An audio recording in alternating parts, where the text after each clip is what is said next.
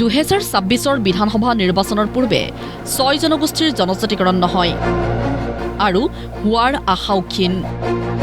মুখ্যমন্ত্ৰীৰ মন্তব্য সমৰ্থন জনাই সেই কথা প্ৰায় নিশ্চিত কৰি দিলে মন্ত্ৰী পীযুষ হাজৰিকাই। পীযুষ হাজৰিকাৰ স্পষ্ট কথা, সকলোৰে লগত আলোচনা কৰিহে মুখ্যমন্ত্ৰীয়ে কৈছে। মোৰ জৰিয়তে দল সংগঠনেৰে যোগাযোগ হোৱা বুলিও মন্তব্য মন্ত্ৰীজনৰ। মুখ্যমন্ত্ৰী ডাঙৰীয়াই যিটো কৈছে সকলোৰ লগত আলোচনা কৰিহে কৈছে। মই সকলো সংগঠনৰ লগত আলোচনাত মিলিত হওঁ, কাৰণ ছ'চিয়েল জাষ্টিছ ডিপাৰ্টমেণ্টটো মই চলাওঁ, মোৰ ডিপাৰ্টমেণ্টটোৰ আণ্ডাৰতে এই কাৰ্যসূচীখিনি বা কথা বতৰাখিনি হয়।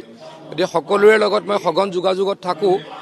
কাৰো ইমান হুলস্থুলীয়া কৰিবলগীয়া পৰিৱেশ এটা তেওঁলোকে যে কৰিছে তেনেকুৱা নাই। দল সংগঠনে হুলস্থুল কৰাই নাই। কিন্তু নিৰ্বাচনৰ পূৰ্বে জনজাতিকৰণ লাগে বুলি দল সংগঠনে যদি হুলস্থুল কৰাই নাই, তেন্তে হুলস্থুল কৰিছে কোনে? তাৰ উত্তৰ দিলে মন্ত্ৰী পীযুষ হাজৰিকাই। দেৱব্ৰত শইকীয়া ডাঙৰীয়াই কিয় হুলস্থুল কৰিব লাগে? তেওঁলোকে ইমান দিন নকৰা কাম এটা যে আমি কৰিবলৈ আগবাঢ়িলোঁ।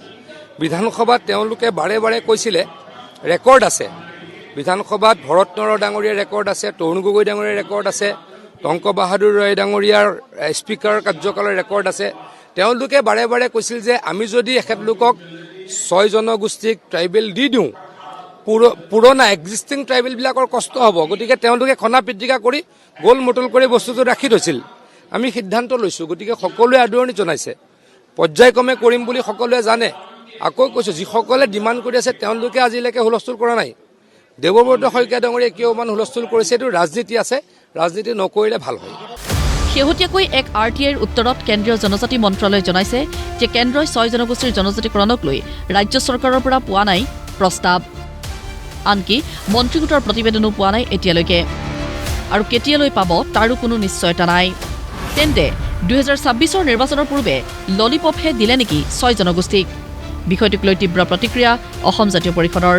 2014 চনৰ লোকসভা নিৰ্বাচনত যেতিয়া প্ৰথম বিজেপি শাসনলৈ অহাৰ নিৰ্বাচনী কুচকাচ চলাইছিল, সেই সময়তেই এইটো প্ৰতিশ্ৰুতি আছিল যে প্ৰায়ৰিটি কাম কাজবিলাকৰ ভিতৰত 6 জনগোষ্ঠীৰ জনজাতিকৰণ তেওঁলোকৰ প্ৰায়ৰিটি আছিল। 2014 চনৰ কথা। 2016 চনতো একেই প্ৰতিশ্ৰুতি দোহাৰি বিজেপি ক্ষমতালৈ আহিল। 2021 চনতো বিজেপি অসমত একেই প্ৰতিশ্ৰুতি দোহাৰি ক্ষমতালৈ আহিল। 19 চনতো দিল্লীত একেই প্ৰতিশ্ৰুতি দোহাৰি ক্ষমতালৈ আহিল। তাৰপিছত দিল্লীত প্ৰায় 11 বছৰ আৰু অসমত প্ৰায় 10 বছৰ সম্পূৰ্ণ হ'বৰ হ'ল। এতিয়ালৈকে জনজাতিকৰণৰ গোটেই প্ৰক্ৰিয়াটো আগবঢ়াই নিয়া নহ'ল। তাৰ পৰিৱৰ্তে ৰাজনীতি কৰি থকা হৈছে। যোৱাকালি পৰহি আমি দেখিছোঁ যে সংসদত এই কথাটো স্পষ্টভাৱে বিভাগীয় মন্ত্ৰীয়ে জনাই দিলে যে জনজাতিকৰণৰ কোনো প্ৰস্তাৱ অসম চৰকাৰৰ পৰা দিল্লীয়ে পোৱা নাই। বিৰোধী দলপতি দেৱব্ৰত শইকীয়াৰ মতে মন্ত্ৰীগোটৰ প্ৰতিবেদনক লৈ আলোচনা বাদেই কোনো বক্তব্যই শুনা নগ'ল। পূৰ্বে দুবাৰকৈ মানুহৰ আগত জনজাতিকৰণ হৈ গ'ল বুলি ঘোষণা কৰা মুখ্যমন্ত্ৰীজনৰ বিষয়টোক লৈ আন্তৰিকতাই নাই।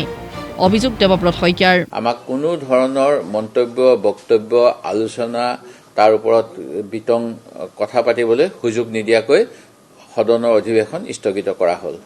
আৰু মুখ্যমন্ত্ৰী মহোদয়ে শেহতীয়াকৈ কৈছে, মই প্ৰস্তাৱ দাখিল কৰিলোঁ জনজাতিকৰণ নিৰ্বাচনৰ আগতে নহয়, যিহেতু বিভিন্ন যিসমূহ দল সংগঠন কোনেও নিৰ্বাচনৰ পূৰ্বে জনজাতিকৰণ বিচৰা নাই।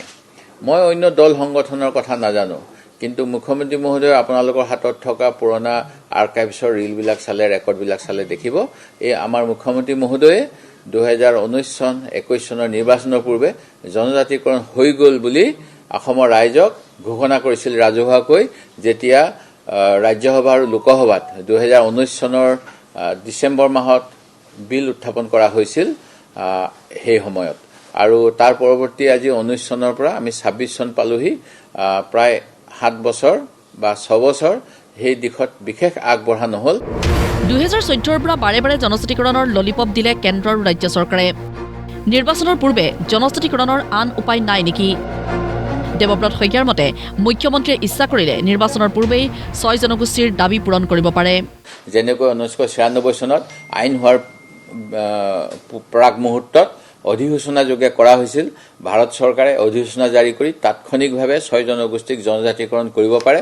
ইয়াৰ বাবে কোনো ধৰণৰ আইন সংশোধনীৰ প্ৰয়োজন নাই। আৰু যিটো আমাৰ যিহেতু ৰাজ্যসভাত ইতিমধ্যে 2019 চনত বৰ্তমানৰ tribal affairs minister Jual Oram ডাঙৰীয়াই বিল উত্থাপন কৰিছিল, সেই বিল অনুসৰি সেই বিলখন সংসদৰ যিটো আমাৰ ভাৰতীয় সংবিধানৰ 107 নং নিয়ম 107 নং নিয়মৰ 3 আৰু 4 অনুসৰি যদিহে ৰাজ্যসভাত কোনো বিল উত্থাপন কৰা হয় এই বিলখন লেপছ নহয় অৰ্থাৎ এই বিলখন লাইভ হৈ থাকে জীৱিত হৈ থাকে মই ভাবো অসম চৰকাৰে এই ক্ষেত্ৰত যেনেকুৱা পদক্ষেপ ল'ব লাগে দিল্লীত সেই পদক্ষেপ ল'বলৈ কেন্দ্ৰ চৰকাৰক হেঁচা দিব যেহেতু আমাৰ অসমৰ মুখ্যমন্ত্ৰী সদায় কৈ থাকে তেওঁ আটাইতকৈ পাৱাৰফুল চিফ মিনিষ্টাৰ তেখেতে প্ৰাইম মিনিষ্টাৰ হোম মিনিষ্টাৰ সবকে এটা ফোনতে কথা পাতিব পাৰে সেই গতিকে মই আশা কৰিম যে আমাৰ অসম চৰকাৰৰ মাননীয় মুখ্যমন্ত্ৰীয়ে এই কামখিনি কৰিব ফেব্ৰুৱাৰীতে যদি নিৰ্বাচনৰ দিনবাৰ ঘোষণা হয় তেন্তে জনজাতিকৰণ যে সুদূৰ পৰাহত সেয়া সহজেই অনুমেয় তাৰ পিছতো হ'বগৈ বুলি গেৰাণ্টি দিব কোনে ব্যুৰ' ৰিপৰ্ট প্ৰতিদিন টাইম